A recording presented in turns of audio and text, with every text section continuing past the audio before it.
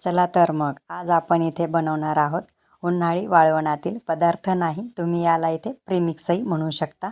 तर आपण इथे बनवणार आहोत चिक प्रीमिक्स, म्हणजे इथे आपण गव्हाचं प्रीमिक्स बनवणार आहोत। आपण जे कुरडईसाठी चिक बनवतो त्याचा आपण इथे प्रीमिक्स बनवून ठेवलेला आहे। तर तुम्ही कधीही वर्षभर कधीही अगदी या पिठाच्या 4 ते 5 पट पाणी ॲड करून चिक बनवून खाऊ शकता।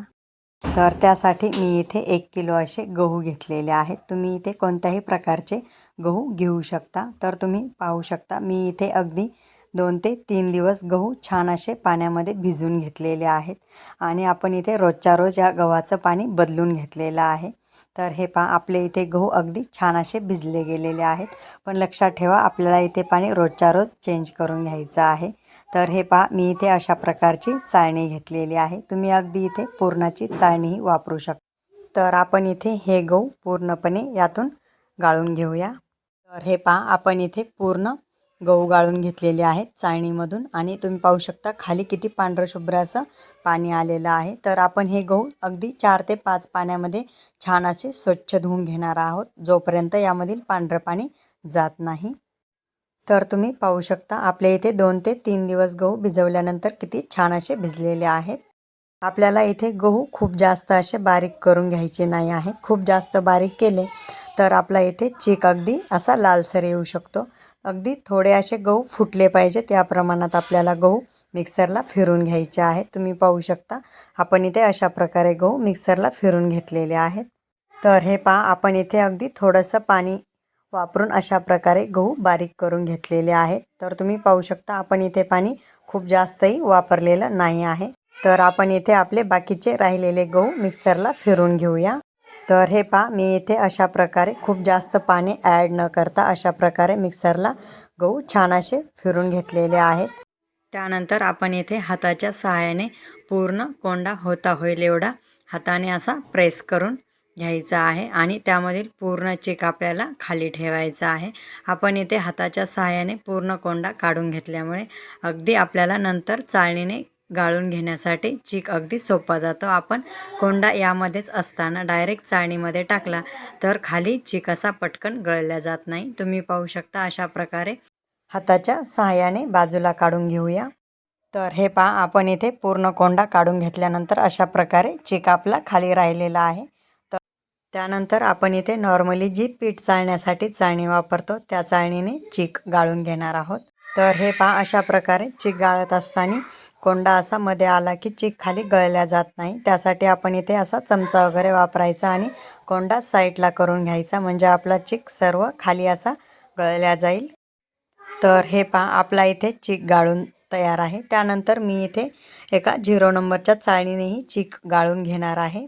तर आपण इथे 0 नंबरच्या चाळणीने चिक गाळण्यासाठी स्टीलचा असा डब्बा वापरणार आहोत। आपण इथे चिक ठेवताना ॲल्युमिनियमच्या डब्यात वगैरे ठेवणार नाही आहोत। तुम्ही पाहू शकता आपली ही 0 नंबरची म्हणजे सोजीची चाळणी आहे। तर आपण हा चिक या डब्यामध्येच ठेवणार आहोत, त्यामुळे मी गाळताना यामध्येच गाळून घेत आहे।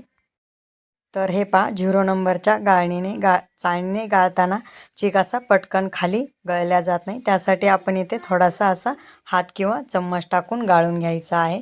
तर हे पहा, माझा इथे चिक गाळून तयार आहे। तर आपण हा चिक निवळण्यासाठी झाकण लावून 24 तास बाजूला ठेवून देणार आहोत।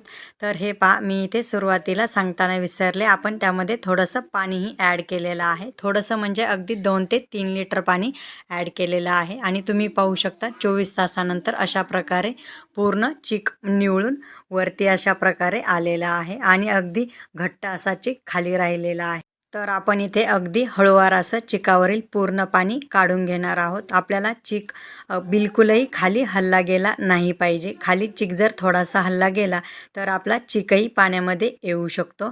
तर अगदी हळूवार असं आपण यावरील पूर्ण पाणी काढून घेणार आहोत। तुम्ही पाहू शकता खाली आपला चिक कसा घट्ट असा दिसत आहे आणि अगदी हळूवार काढलं की आपला चिकही पाण्यामध्ये येत नाही। थोडाफार असा येऊ शकतो, पण अगदी हळू केलं की छान असा चिक पूर्ण खाली राहून जातो।